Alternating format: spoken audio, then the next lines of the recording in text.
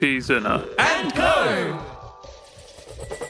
Welcome to Second-Hand Haunting, where we read ghost stories from an old book I found in a second-hand shop and try and make sense of them. Fun of them. Sense of them. Fun of them. Sense of them, Ollie. Fun of them. Sense. Fun. Fun. Hey, Ollie. Hey, Callum. How's it going? Good. Although it has been a scorcher. Oh, God, yeah. How about we ignore the Adelaide heat and start talking about some ridiculous English history? Sounds great. I mean, we're reading Haunted Inns, so what we're trying to do is read some old ghost stories in a book written by Marc Alexander in like the 70s. For a while there, I thought we were just reading horror stories. No. Or just English history. Because, boy. Bloody horror stories. I remember the last story that you read out, which I loved, by the way. As I was like listening, back, I just felt gruesome. I was like, hanging, death, murder, betrayal. Wow, part of the murder.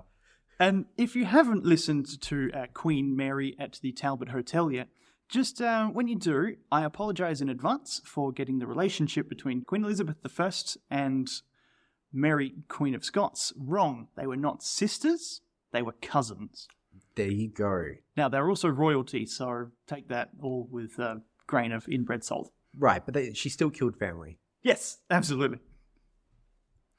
Moving on to today's episode, though, we thought we'd try something that's a little more visual, because the last one was very much a disappointing haunting. But hopefully we'll have a little more luck with What Haunted the Red Lion. Dun dun dun. Like the King and Queen of Highworth, the Red Lion at Wingham in Kent once held regular court sessions held in one of its upper rooms. Now, I don't know if you're familiar with that, Ollie, that inns just used to be the local courthouse. I did not know that. Before people invented courthouses, they just went to the local place where everyone went, and that was the pub. I must admit that I do feel like I am finding out more and more history as a part of this book, as well as the hauntings, and I am thoroughly enjoying it. So it's really interesting to hear about the UK history. Where my family I think originated from. I was told that. We're both in Australia. We're both white men. There's a very good chance that if you trace back our ancestry, not very far away from England. I'm 100% sure that one of my ancestors came over here on a prison ship and was probably shackled in that ship. I don't know about you, Callum. You look like you could have come from a higher stock than me. My parents and grandparents were all 10-pound poms, so we got the cheapest way over here that was legal at the time. Oh, there you go. Yeah. In the extensive literature on old inns, which was published during the latter part of last century and the first half of this, meaning the 20th century, the Red Lion is mentioned again and again because of its various interesting features. It is well worth a visit for those interested in delightful old historical inns, although the avid ghost hunter is likely to be disappointed. Oh, for fuck's sake. I should really read these ahead of time. While very old books suggest the inn was haunted, references to the supernatural trail off in modern times. Graham Amies, who has been the Red Lion's landlord for 16 years, declares he knows nothing of a ghost. And yet... Dun dun dun. In the bar, an old oil painting in the inn shows it was changed very little in the past 172 years. It had already been an inn for 150 years when the artist painted it in 1800. So it's another real old pub like the last couple. Mm. The foundations of the building were laid in 1286. Far out, man. It's an old place. Jesus. Some old bricks. People have been getting drunk for a long time. I would arguably say longer than that. Longer than literal history, yeah. Yeah. I mean, let's not forget, Jesus was turning water into wine. Yes, true. And I think most ancient Greeks and Romans were already talking about getting absolutely smashed. Absolutely. Dying because donkeys got drunk. Let's not forget Dionysus. Never. Never forget Dionysus. Cheers to Dionysus. Clink.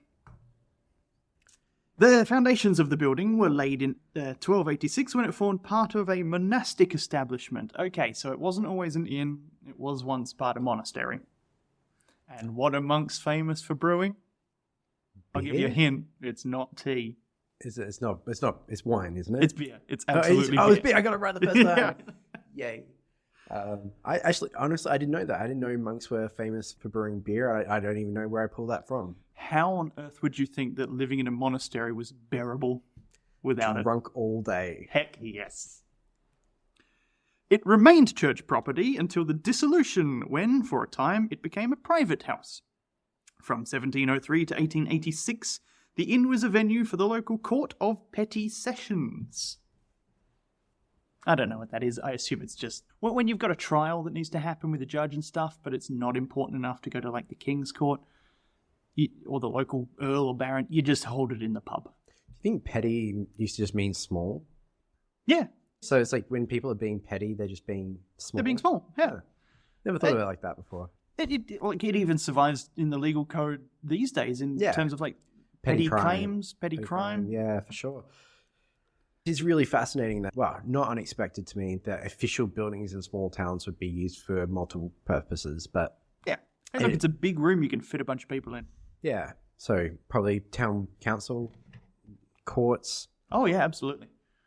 And I guarantee they did not stop serving at the bar. The business being conducted in a large room over the bar, which is reached by a remarkably fine Queen Anne staircase.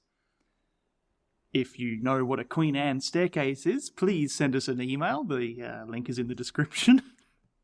I can't be bothered, but it probably means a fancy one, yeah? Yeah.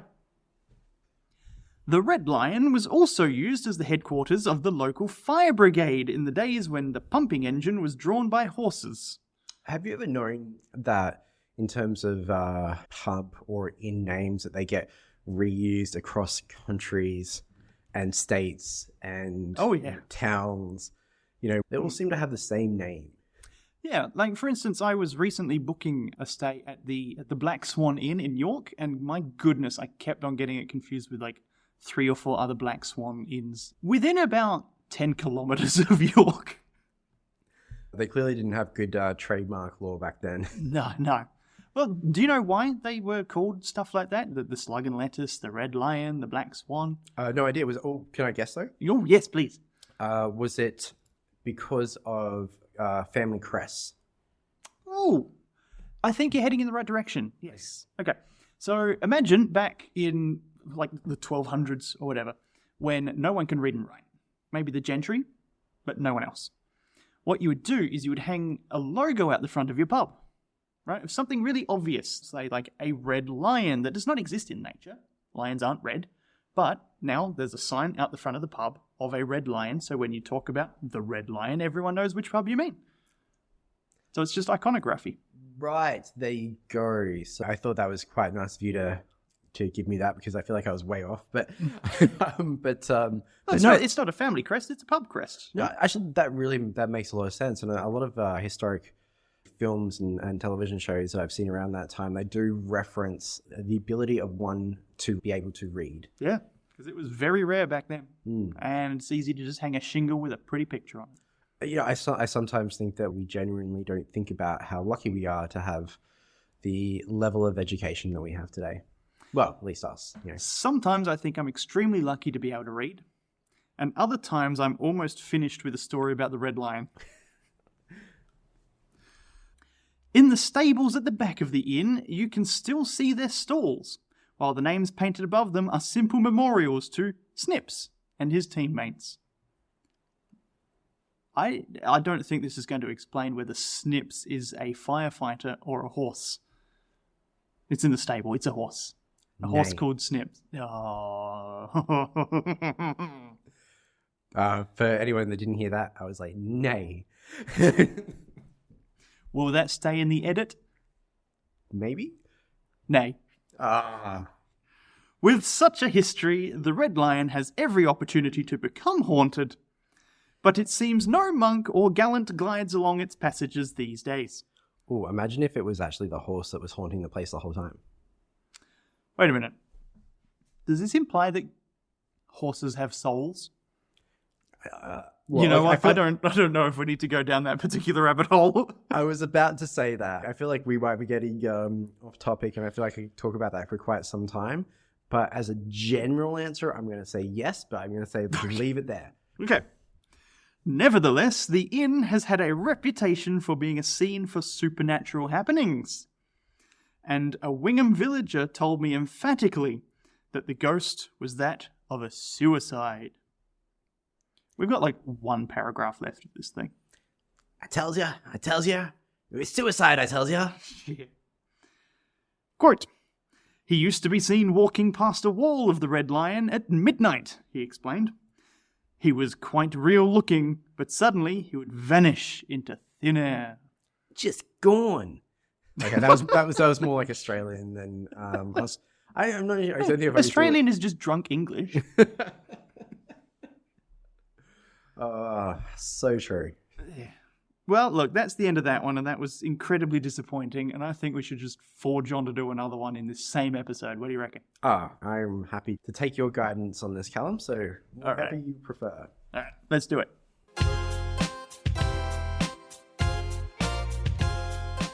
All right, Ollie, I have found another very short story in this book called The Martyr and the Swan. Awesome. The book, again, being Haunted Inns by Marc Alexander, and we desperately hope that at some point a ghost will appear in one of these haunting stories. Oh, look, maybe not. It's fascinating, again, to have a book of haunted stories, but haunted histories, maybe. It's starting to feel like it, isn't it? At Wilson's Corner in the town of Brentwood in Essex, a tall obelisk marks the spot where William Hunter was burnt to death for his Protestant faith during the reign of Bloody Mary. All right, we're off to a strong start and connections to our previous episode, so I'm digging this. Inscribed on its base are the words, "He being dead, yet speaketh."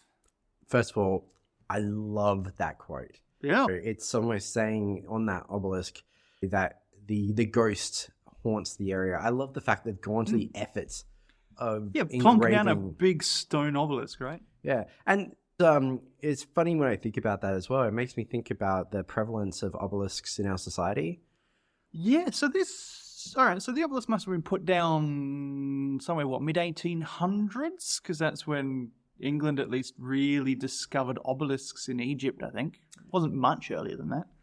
It could well be. I haven't had a look into the exact date ranges, but look, I'll try not to go on too much of a tangent, but I do find obelisks really interesting. Obviously, originally part of like the megalithic Egyptian structures, and they used to be two obelisks that was more like pillars to an entrance. Okay, yep. So like, more or less signaling a strong entrance. But a lot of the Roman, Ancient Mediterranean? Yeah, Mediterranean cultures borrowed a lot of the architecture from the Egyptians and incorporated it into their own architecture, and obelisks were part of that. I have no idea how this particular structure have perpetuated through our history so prominently, because it doesn't really serve a purpose. It's just this big... It's big, it's decorative, and much like the pyramids surviving, I think it's just a real strong way of stacking up stones or marble that has stood the test of time. And one of the more popular obelisks that you might know of is the Washington Monument. Yes. Which is, well, I've never seen it, but it seems quite impressive. And yeah, I've seen it in, I don't know, it's probably in a Spider-Man. Yeah, and I think it's really interesting because they say that Washington itself was modeled off of historic large cultures as a way to symbolize their power within the country. Okay. So that's all the tangent, I swear. Sure. That's more modern history. But it was something that I've always been really fascinated in, is the reuse of architecture, and obelisks in particular, because they are just more decorative than anything else. Yeah. Unlike pillars, which are decorative, but they hold a roof. They generally hold something. Yeah. You would hope. But I digress. Haunting, intriguing. What was the quote again, Callum? He being dead, yet speaketh to you in the night. They are strangely appropriate because, although the ghost of the martyr does not actually make sounds, His actions speak for themselves when he haunts the Swan, which stands in the high street. All right. This is promising. Ollie, I'm excited. You're strapped in for a haunting? Yes.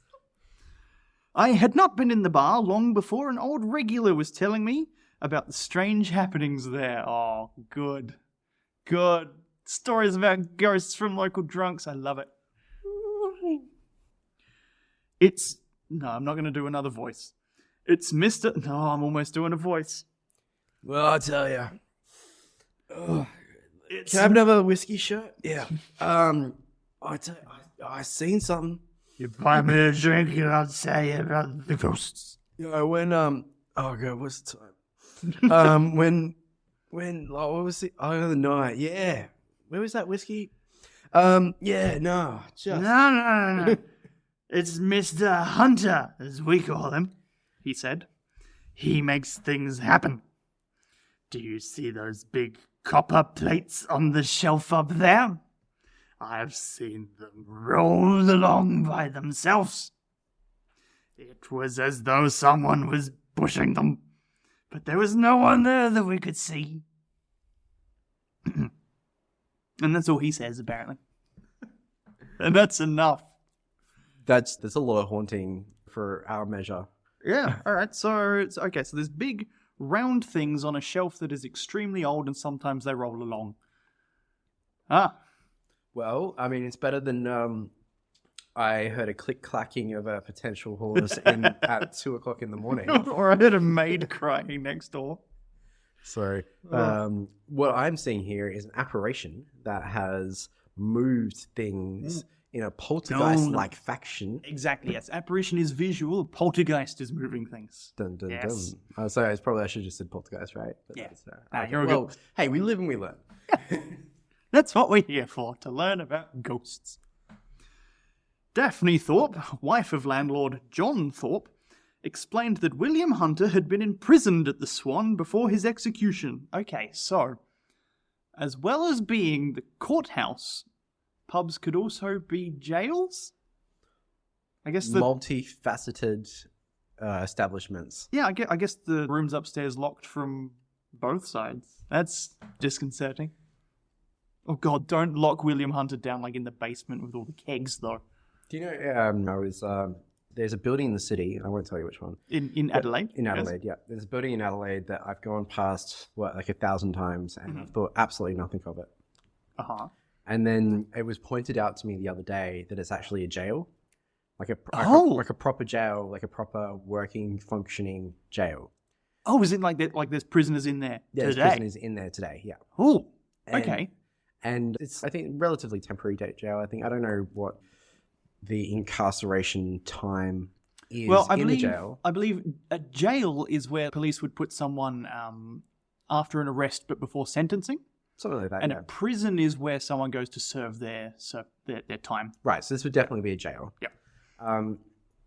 When I go past that building, I think of it completely differently. Like I feel the presence of that building. It's next to the TAFE building. Yeah. There's like that big. Oh, well, yes, no, the remand centre. Yes, I know Yes. exactly the one you mean. Yeah. Yep. So that's what Okay. it's called, a remand centre. Yep. Oh, and you Yes. know what it was. Yeah, for young offenders. I'm not going to say there's strange sounds at night, but there might be in this story. Dun, dun, dun. We're in this room. Look, I don't have a sound maker thing. Yeah, you do. It's called your mouth. According to an account left by his brother, the young man, he was only 19 at the time, had a vivid dream the night before he was taken to the stake. Oh my god.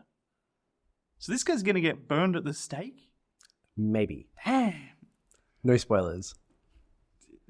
But if you... Oh, you've read some of these, haven't you? Oh, maybe. Oh, you cheeky bugger. In it, he foresaw the events of the following morning, how he met his father, who blessed him, and how, when he went to the place where the faggots were being piled around the stake, faggot being a bundle of dried sticks. I was almost wondering whether or not we should supplement a word or something, but what's your thoughts? I think that we can use the words as written, because this is, again, the 70s talking about, well, history. as long as we then go and explain what those words mean, I think that's totally fine, and we have done so. Fair enough. The sheriff showed him a letter from the Queen, saying that, if he recanted, he would be spared. In his dream, the youth refused and was chained to the heavy post. No, I say, I will burn before I recant. Yeah, wait, recant what? I've even forgotten what he's there for. Whatever, Queen. Will we find out? I don't know. Ollie knows because he read ahead. As the chain was tightened, he cried out, "Son of God, shine upon me!"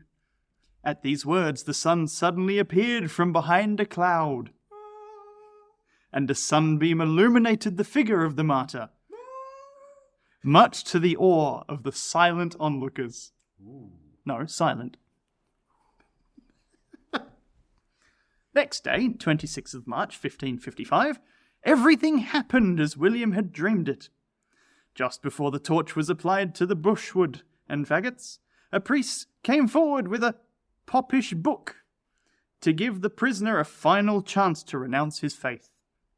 But he cried, "Away, false prophet!" The next minute he was hidden from view by smoke and flame. Okay, so his crime was merely believing the wrong religion. Fervently, Yeah. it seems. If it's a choice between denying everything that I believe and dying at the stake at, being burned at the stake at 19. 19, God, that is young. Yeah, I think you're so passionate around that age, right? But sometimes Yeah. I wonder if I've actually lost that passion to be burnt at the stake. To die for what you believe in, Ollie. Yeah, That exactly. revolutionary passion.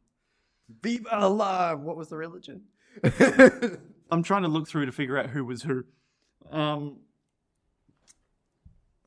Okay, here we go. William Hunter was Protestant. So therefore, the people doing the burning were the Catholics. That sounds right. So the popish book, now that's in quotes in the story, that might mean a popish book, aka a Catholic Bible. Just so you know, my history is of the Catholics, so when I criticize them, it comes from a place of family. If not faith, because I think we've discussed before, Ollie's not baptized. No. No. But, Catholic stock. Since then, his restless spirit has often revisited the scene of his last imprisonment. So not where he died, but where he shortly did. No one has ever seen him, but we have heard bumping sounds, quite unaccountable, coming from the cellar. Oh God, they did. They locked him up in the cellar. I wonder how drunk he was. Is that why he was so flammable?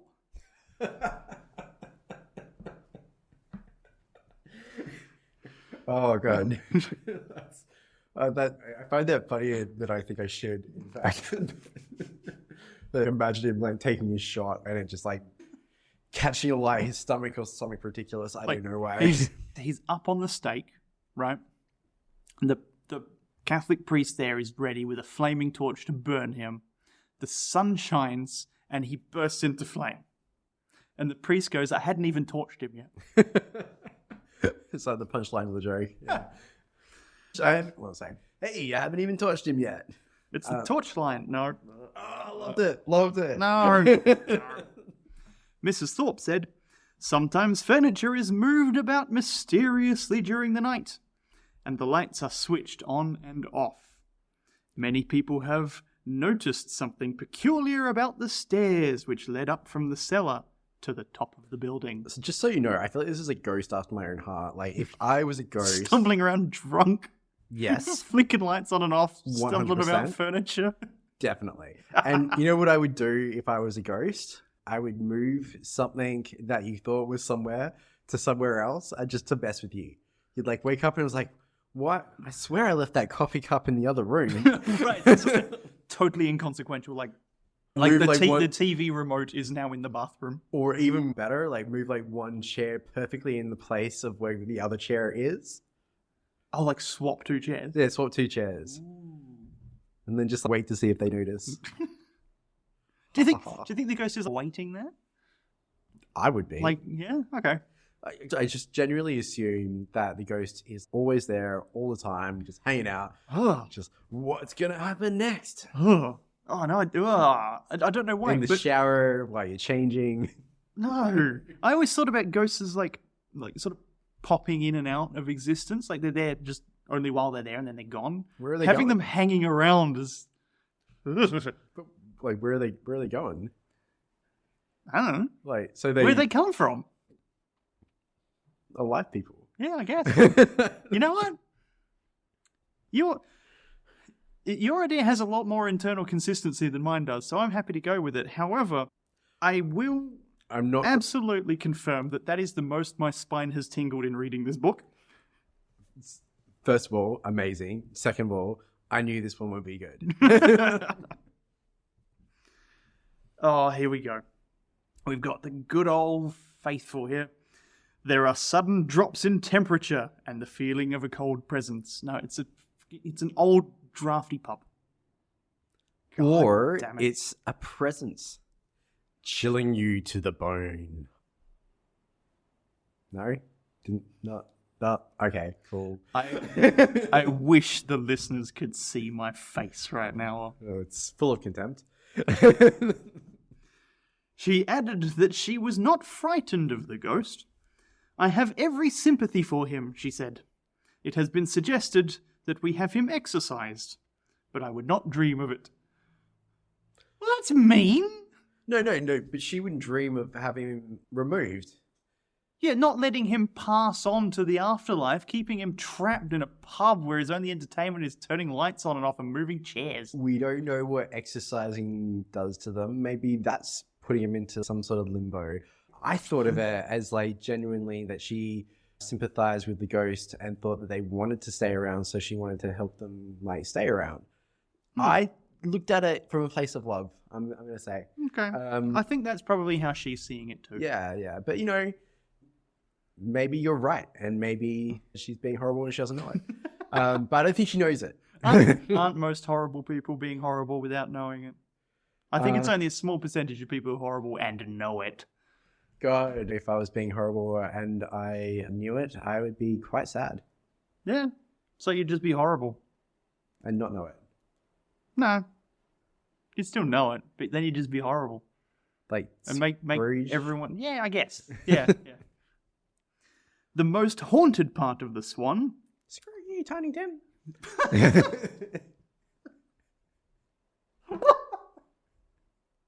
Hang on. So in your mind, Scrooge has like a Mickey Mouse voice.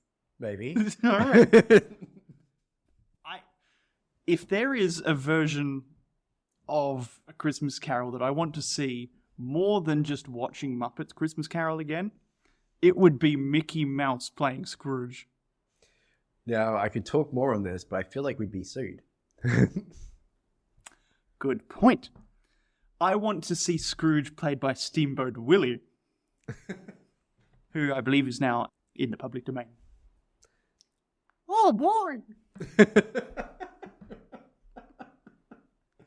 The most haunted part of the Swan, which used to be a coaching inn in days gone by, is an upstairs bedroom where it is believed William Hunter spent his last night and dreamed of his forthcoming execution. Okay, so they put him in a room, not in the cellar. So why is the haunting in the cellar? Moving on. Same building, like, go up and down. Haunting has its ups and downs. When the Thorpes moved into the inn 4 years ago, their daughter Carla was given this room, but the supernatural activity there upset her so much she has refused to sleep at the Swan ever since. Nope. Yeah. God, I hope that they have another house, right? That they're not living at the inn and the child is just now homeless. It's out the back camping. Yeah, running away from home just to the backyard with the tent. So, I guess... For 4 years. Oh, the end, by the way. Oh, right. Okay, cool. First of all, love that story. Love the conviction of the main character, you know? Yeah, despite, obviously, the burning at the stake, which is where his conviction left him. Yeah. But I love the passion and conviction. You know, it reminds me of how we talk about Romeo and Juliet, because... Okay, yeah. Even when I was a teenager, I used to think of Romeo and Juliet as this passionate love story, and that it was about the immense power of love and the idea of Love overcoming all. Well, I mean, didn't really, except for your own teenage stupidity. Sure.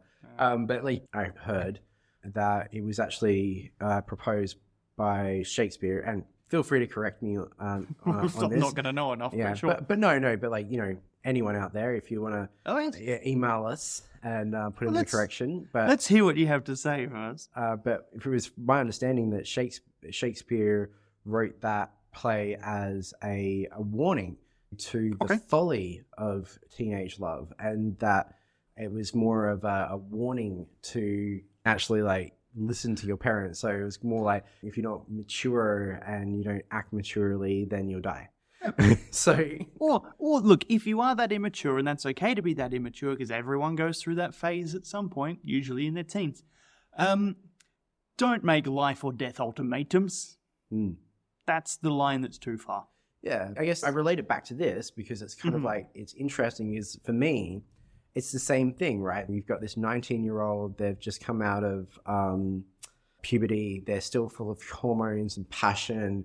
They've been brought up with this religion, which is still really fresh in their minds. Funny thing about me is I was in cadets like heavily when I was a kid, and I really liked the army growing up, which you might not expect from me because I was in cadets for so long, for like years and years and years. That does surprise me. But yeah, and it was actually one of the reasons why I still like to camp and hike today, because I got out in the outdoors a lot in cadets. But then when I left school, I have a range of defects. Like I can't see very well out of my right eye. I'm flat-footed. Like I don't have the body that would be accepted by the military. And because of that, I went down a different road, more towards academia. And then 5 years later, I wouldn't have even been interested anymore because I've had this whole new world opened up to me. I became a completely different person 5 years down the track. For which we're all grateful. So it's interesting when you're at that age, you feel so passionate and you feel like all these things are so incredibly important. But then, 10 years down the track, you're like, oh, that wasn't important. Yeah. In fact, I'm kind of glad that happened the way that it did. Folly of youth, huh? Yeah, whereas like, as opposed to at the time when you're kind of like disappointed and it's like the end of the world and, you're like, oh. So, yeah. So I guess if only, he could have recanted and, Oh, look. moved to the country. I don't know if it's necessarily fair to wish that he did or didn't recant back then, because renouncing something you believe in is not winning either, I think. But I think I would advocate for, hey, let's everyone try not to murder each other over religious beliefs, please. Yeah. Look, good tips, good life tips. Yeah. I wonder how old that priest was. It's probably like 20. I was going to say, like the same year. Imagine if it was younger. Maybe it could have been. I don't know. Teenagers, burning teenagers. Yeah. It sounds like it would be indicative of the time, really. It sounds like most of history, I think. Yeah. So I had a really great time with that story, Callum. I just really enjoyed it. Before this episode, when you read it yesterday, you sneak. Oh, I actually read it a couple of hours ago. Okay. Had a little like, they're short stories, so I had a little 5-minute break and perused. True. But I won't do it often, but maybe I'll do a little sneaky read every now and again and just keep you on your toes. Well, I'm not going to tell you what we're going to listen to next week, so you can't try and guess ahead of time. Bugger. But look, if you'd like to get in touch with us, you can email us at secondhandhaunt@gmail.com. Spelling is in the description. And we look forward to you listening next time to Secondhand Haunting. Hate that you've made me do this. What? What did I make you do?